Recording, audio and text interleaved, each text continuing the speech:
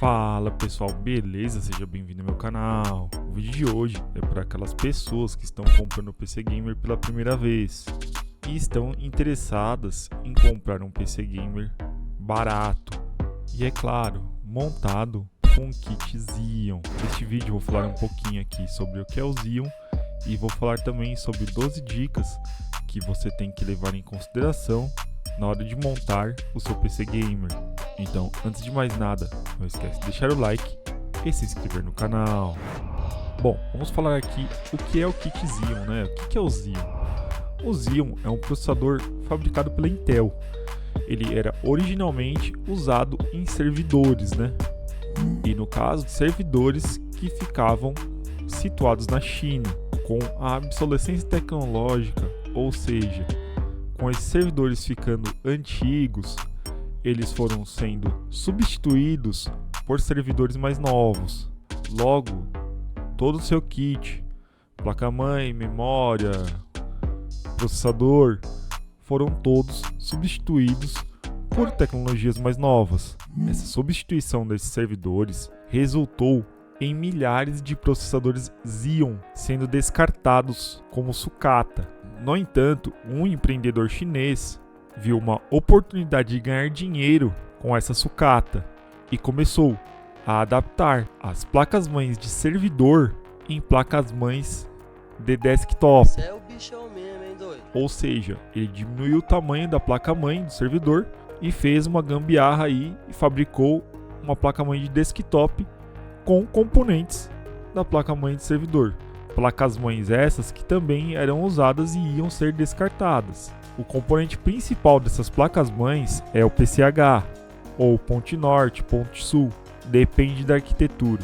O PCH é um dos componentes mais difíceis de serem encontrados para ser substituído, no caso de uma placa-mãe com defeito, e também é um dos componentes mais caros da placa-mãe. Então, basicamente, os chineses inventaram aí, né, uma forma de diminuir o tamanho da placa de servidor e transformou a placa de servidor em uma placa-mãe de desktop, com componentes de baixo custo e componente principal PCH usado. Então, é importante você aí que está querendo comprar o seu PC Gamer baratinho, ter em mente, né, se for montar com o kit Xeon, que esses processadores são bem usados e podem estar aí próximos do fim da sua vida útil.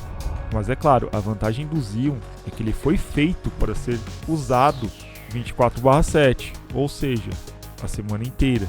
Ele foi feito para aguentar essa pancada, porque ele era de servidor, né? Praticamente o servidor não desliga, né? Em muitos casos você não consegue nem desligar o servidor porque tem um processamento de dados ali constante. Então o processador Xeon é bem mais parrudo que um processador de desktop e consequentemente ele tem uma vida útil bem maior. Mas a vantagem desses processadores serem, entre aspas, aí, sucata tecnológica, é que o preço deles é bem baixo. Então você pode, por exemplo, em vez de comprar um processador, por ser barato você compra dois. Aí se um der problema, você já tem outro para substituir sem precisar aí ficar sem o computador, que é uma boa ideia. No entanto, o que está pegando muito aí na questão custo-benefício do Xeon são as placas-mães. Nós temos placas-mães de entrada aí que aguentam, né, com algumas alterações aí, aguentam processadores com TDP mais alto. Porém, as placas-mães ideais estão muito caras por causa desta bendita taxação, né, do remessa conforme. E tem tudo para piorar ainda mais, né, com essa alteração aí da taxação, né, esse aumento da alíquota de valores aí que foi feito nas últimas semanas. Então, esse é o único fator que pode inviabilizar a compra desses kits Xeons assim mais potentes, né?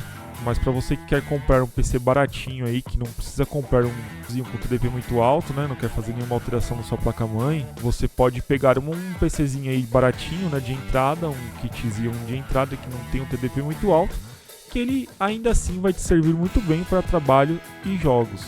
E é claro, para você que está montando o PC Gamer pela primeira vez, você tem outras alternativas, não tem só o kitzinho. Você pode montar um kit Ryzen também, com processadores antigos, né, com plataformas mais antigas, como os Ryzen 1700, 2600 ou até mesmo 3600.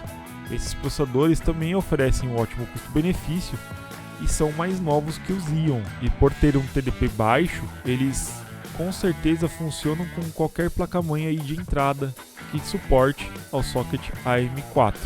Mas é claro, essa é só uma breve explicação do que é o kit Xeon, né? E que também você tem outras alternativas além do kit Xeon, beleza? Mas como o vídeo se trata sobre o Xeon, eu vou listar agora 12 dicas, né? 12 coisas que você precisa saber antes de comprar o Xeon, ou vão ter dicas aí que também vão servir para quem já tem o kit Xeon, beleza? Bom, para você que vai comprar aí seu PC Gamer baratinho pela primeira vez, tome cuidado ao escolher a placa-mãe do seu kit Xeon, ok? Veja se a placa-mãe que você escolheu, ela serve no gabinete que você comprou. A grande maioria, por padrão, elas têm suporte às placas-mães ATX comum, né? Então, tome cuidado aí, veja na descrição, né, do anúncio da placa-mãe e veja que tamanho que é a sua placa-mãe, para você não comprar aí uma placa-mãe pequena ou uma placa-mãe muito grande que não vai entrar no seu gabinete. Beleza? Então verifique sempre aí o tamanho da placa-mãe. Uma segunda dica sobre placas-mãe Xeon: sempre olhe antes de comprar a placa-mãe qual é o PCH que vem na placa-mãe. Existem algumas placas-mães aí no mercado que estão vindo com PCHs capados, então você vai ter menos funcionalidades aí, né, com essas placas-mães e com PCH capado. Uma delas é, se você comprar um processador V3, é que você não vai conseguir fazer o Unlock Turbo Boost. Então tome cuidado com essas placas-mães capadas. Eu fiz um vídeo aí extenso sobre placa-mãe de Xeon, e se você quiser ver mais sobre isso, né, mais detalhes, né, como escolher uma placa-mãe legal aí pro kit Xeon, clica aí no card acima. Uma dica de número 3, ainda falando sobre placa-mãe, tente sempre casar bem aí o processador, né, o TDP do processador, com o que a placa-mãe suporta. Se a placa-mãe tem uma dissipação ativa, se a placa-mãe tem uma dissipação passiva, a quantidade de fases que tem nas placa-mãe. Não adianta você querer pegar aí um processador Xeon, né, com um TDP muito alto e querer colocar numa placa-mãe de entrada sem fazer nenhuma alteração nessa placa-mãe. Digo, em relação à dissipação de calor. Se você fizer isso, provavelmente seu kit Xeon não vai durar muito tempo, porque essa placa-mãe e os componentes ali do VRM vão trabalhar sobre um estresse muito grande. Então, logo vai diminuir a durabilidade do seu kit Xeon. Nossa próxima dica aí sobre o VRM das placas-mães é você sempre verificar aí se a placa-mãe que você quer escolher, né, do kit Xeon, casar bem com o DP do processador, né, se tem 6 ou 8 fases, né? Pois um exemplo bem bobo que eu posso dar aqui, né, para fazer você entender aqui porque a diferença de 6, 8 fases é que imagine se 6 pessoas precisam carregar algum peso, um peso muito alto. Com certeza, se este mesmo peso for carregado por 8 pessoas, vai acabar ficando mais leve para cada um, não é mesmo? Então, no caso, 6 pessoas carregando aí 1 tonelada, com certeza algumas vão ter problemas musculares, problemas nos braços, né? Alguma distensão muscular, pode ter até uma hérnia de disco aí, uma hérnia na coluna devido ao excesso de peso que está carregando. Já se você pensar em 8 pessoas aí carregando 1 tonelada, a distribuição do peso vai ser muito melhor, né? Muito mais otimizada. Vai ficar menos pesado para cada um. Então ela não vai sobrecarregar, né? Não vai sobrecarregar aí seu corpo, né? Como se fossem só 6 pessoas. Então este é um exemplo bem bobo aí, né? Para vocês entenderem de maneira bem simplificada aí a diferença de 6 fases para 8 fases. Lógico que isso não é para bater o martelo, existem outros detalhes importantes que têm que ser validados aqui, né, para fazer uma explicação mais complexa. Mas eu acho que com esse exemplo vocês conseguem entender a diferença, né, entre um VRM de 6 fases e de 8 fases. No VRM de 6 fases, a região ali do VRM vai esquentar mais, os componentes vão esquentar mais, o componente que vai sofrer mais com isso, com certeza, é o capacitor eletrolítico. Os outros componentes ali da região, eles ainda suportam bem o calor, eles foram projetados para isso, tá? Consequentemente, se você colocar mais 2 fases aí, já vai acontecer um equilíbrio, né, da carga maior aí. Então, logo vai ter uma temperatura menor aí na região, e isso vai fazer com que os componentes durem mais tempo. Lógico que também entra outro detalhe muito importante. Geralmente essas placas-mães que vêm com mais fases, elas vêm com uma dissipação ativa, né? Vem além do dissipador de alumínio, elas vêm com um coolerzinho em cima do dissipador. Então elas vão resfriar ainda mais essa região, que vai fazer com que o seu kitzinho dure muito mais tempo. Então tome cuidado aí com o VRM das placas-mães, beleza? Outra dica aí é sobre as memórias ECC. As memórias ECC são excelentes para trabalho, para servidor, devido à sua confiabilidade, pois elas são à prova de falhas, elas têm um bit a mais, elas fazem uma checagem aí nos dados, né, para verificar se está existindo alguma falha. Um exemplo prático disso, o computador não vai sofrer com tela azul por causa da memória, né? Essa memória ECC, ela tem esse bit a mais, ela consegue verificar aí, comparar os pacotes de dados e ver se existe alguma falha. Fazendo isso, ela vai conseguir aí evitar, né, que dê a tela azul, que dê uma falha nos dados. E isso é muito porque em servidor você não pode ter falhas, né? Servidor trata com muitos dados de muitos clientes, então você não pode ter nenhuma falha. Só que essas memórias ECC, né, que você pode ver aí no AliExpress, elas reduzem o seu desempenho em jogos, né? Se você quer jogar aí com o seu kitzinho, elas vão reduzir esse desempenho em jogos, porque esse tempo que ela vai fazer essa comparação de bits vai retardar aí a troca de dados, né? Então vai ter uma latência maior. Então evite essas memórias ECC se você quiser jogar com seu kit Xeon. E nem todas as placas-mães aceitam, né, que tem essa disponibilidade de aceitar a memória ECC, beleza? Outra dica aí é sobre as fontes, né? Quais fontes usar aí no seu kit Xeon. Aí isso aí vai depender da quantidade de coisas que você vai colocar no seu gabinete. Se você vai colocar mais coolers, menos coolers, que placa de vídeo você vai usar no seu kit Xeon, quantas memórias você vai usar no seu kit Xeon, quantos HDs você vai usar no seu kit Xeon. A melhor forma de calcular que fonte é ideal para você usar no seu kit Xeon é usar algum site que faz esse cálculo, né? Você vai pegar todos os componentes, né, que você vai usar no seu PC Gamer aí, no seu kit Xeon, e vai colocar ali na calculadora do site.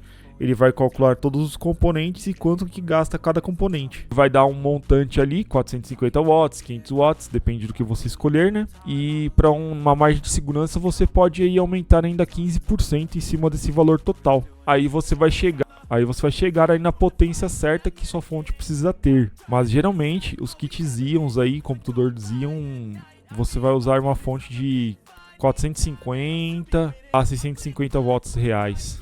Mais ou menos nessa média. Outra dica aí são sobre as placas de vídeo. Quais placas de vídeo são compatíveis aí com o kit Xeon? Aqui você tem um leque bem grande. Você pode usar placas desde a GTX 970 até uma RTX 3060, uma RTX 4060. Só que a partir da RTX 2060 vai começar a ter um pouquinho de gargalo. Então a placa de vídeo vai ser mais forte que o processador, não tem jeito. Mas ainda assim você vai conseguir aí ter uma boa quantidade de frames por segundo na tela, né? Você vai conseguir jogar os jogos com uma qualidade boa. Então as placas aí que são mais equilibradas com o kit Xeon, que não tem gargalo, eu posso citar aqui GTX 970, 980, a GTX 1060, 1070, a 1660... Aí a partir da 1080, 1080 Ti, RTX 2060 Super, né, 2070, 2080, RTX 3060, 3060 Ti, vai começar a ter um pouco de gargalo sim, só que você vai conseguir jogar os seus jogos tranquilamente acima dos 60 FPS. Jogos competitivos aí que precisa de um FPS muito alto, que na minha opinião, eu acho que não faz muita diferença. Acima dos 144 frames aí eu não vejo muita diferença nesses jogos. Mas enfim, tem pessoas que gostam aí de jogar o jogo a 500 FPS, né? Mas eu não sou um jogador profissional, né? Então não sei diferenciar na prática o que acontece. O que eu vejo assim de vivência é que acima de 144 Hz pra mim não faz muita diferença. Beleza?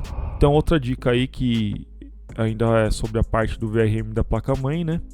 Sobre uma forma de fazer um resfriamento aí adequado da região. Se você pegar um kit Xeon aí com TDP muito alto e uma plaquinha de entrada, prefira sempre usar coolers low profile, né, que são aqueles coolers que vão jogar um ar, né, o ar geladinho ali na região do VRM. Eles vão ajudar a tirar ali o calor que está na região. Então dê preferência a coolers low profile em vez de coolers de torre. Evite usar nessas condições o water cooler, né? Porque com water cooler você não vai ter este ganho aí, né, de dissipação aí, de ventilação da região. Outra alternativa que você pode fazer aí nessas placas mais baratinhas é adaptar aí uma ventoinha em cima aí do dissipador, né, do VRM. Ela também vai ajudar bastante aí em diminuir a temperatura da região. Outra dica que eu tenho que dar aí é sobre os processadores V3 e V4, as diferenças entre eles, né? Os processadores V3 geralmente são mais antigos, têm uma litografia mais alta. Os processadores V4 são mais novos e têm uma litografia mais baixa. Os processadores V3 suportam desbloqueio em Turbo Boost. Já os processadores V4 não suportam esse desbloqueio, pois eles já têm um Turbo Boost aí, digamos assim, automático da Intel. Ainda sobre os processadores V3, eles suportam aí memória DDR4 de até 2133 MHz. Já os processadores V4 suportam memória de até 2400 MHz, o que melhora o desempenho em jogos. Outra dica que eu tenho que dar aí sobre placa de vídeo também, né? Não pode esquecer, a grande esmagadora maioria dos kits Xeons não vem com placa de vídeo integrada. Então você obrigatoriamente vai ter que comprar uma placa de vídeo, beleza? Se você quiser que o computador dê vídeo. Então lembre-se disso, você vai precisar de uma placa de vídeo off-board. Outra coisa que temos que falar aí sobre os processadores Xeon é que, como eles são processadores antigos, eles vão deixar de ter algumas instruções aí importantes, né, que tem nos processadores mais novos. Então, dependendo do que você for fazer aí, né, você não vai conseguir fazer, basicamente. Uma das funções aí importantes, né, que pode-se dizer sobre o TPM 2.0, né? Os kits Xeons ainda não tem suporte ao TPM 2.0, né? As BIOS das placas-mães ainda não tem essa atualização. Porém, como sempre tem alguma atualização de BIOS aí e cada vez mais os kits Xeons está desenvolvendo cada vez mais funções. Então eu acredito que é questão de tempo de você conseguir também usar o TPM 2.0 em kits Xeon, tá? Porque já tem BIOS aí com Resizable Bar, né, com funções que não tinham antigamente. Então, até tipo alguns meses atrás não tinha essas funções nessas BIOS. Então, provavelmente é questão de tempo de ter, né, mais essas funções aí, como o TPM 2.0, né, para instalar o Windows 11. Apesar de que tem forma de instalar o Windows 11 sem ter o TPM 2.0, mas dependendo do que você precisar aí, né, utilizar, saiba que ainda ele não oferece suporte TPM 2.0, pois é uma arquitetura antiga, mas nada impede que no futuro próximo ele consiga receber essa atualização. E uma última dica aí, né, galera, quando você inicia seu kitzinho pela primeira vez, é normal que ele inicie de forma lenta e fique reiniciando algumas vezes, pois ele está fazendo aí verificações, né, checando as memórias, checando se todo o kit aí está funcionando corretamente, né, se não tem nenhum erro de informação, né, erro de tráfego de dados. Então é normal o seu kit Xeon demorar um pouquinho para poder ligar, ok? Não se desespere. A dica aí que eu posso dar é que se você estiver mexendo aí na BIOS, alterar alguma opção da BIOS por engano, né, sem querer, e o computador não inicie mais, você pode fazer o reset da BIOS. Uma forma bem simples de fazer esse reset é tirar a pilha do CMOS, né, a pilha da bateria e da placa-mãe, e apertar o botão de ligar e desligar do gabinete. Isso vai fazer com que a sua BIOS seja resetada e possivelmente o seu computador volte a funcionar. E uma última dica aí, né, verifique a tensão que tem na bateria do CMOS. Às vezes o computador não liga e muitas vezes é porque não tem nem tensão nessa bateria, né? Bateria veio da China aí, bateria de qualidade ruim, né? E ela não tem a tensão que a placa-mãe necessita para dar o start. Beleza? Mas e aí? Gostaram desse vídeo? Vão comprar no kit Xeon? Não vão comprar no kit Xeon? Não gostam do Xeon? Vão comprar o Ryzen? Escreve aí no campo dos comentários. E é claro, galera, não esquece de deixar o seu like e se inscrever no canal. Lembrando a todos que nós temos uma comunidade do Discord. Se você quiser bater papo aí sobre eletrônica, videogames e computador, o link está na descrição do vídeo. Também temos uma comunidade no Telegram de ofertas, né, de ofertas de produtos.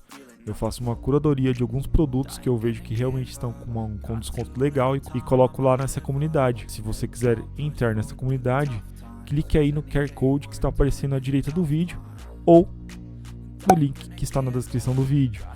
Agora, se você quer comprar alguma placa-mãe Xeon e não sabe quais são as melhores placas-mães do momento, eu estou fazendo aí uma playlist de Xeon, né, sobre este processador e este kit, e incluindo este vídeo que eu falo sobre as melhores placas-mães Xeon, em que eu falo sobre as melhores placas-mães de kit Xeon.